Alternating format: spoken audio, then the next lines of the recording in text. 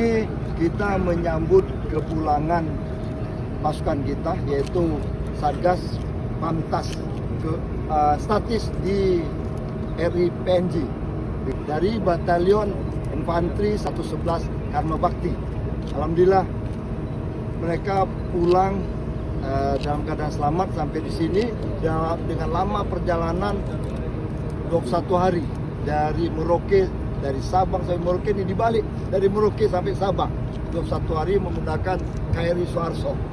Di sebelah saya ada komandan batalion, kemudian ada Pak Danrem, ada Pak Kapolres, baik itu Kosmoy maupun Aceh Utara, juga ada Mewakili Pak Budi, dan ini Janprik, juga ada Cakada ya, ada sama dan Lana ya, dan Lana di belakang saya ini sama dan Ki ini. Jadi kita di sini sama-sama menjemput karena mereka habis menegakkan kedaulatan negara. Pak Dewan sini, juga dari Dewan juga ada. Karena kita merasa inilah pasukan dari Kodam Sierra Muda, pasukan dari Aceh yang sudah berhasil di Papua sana.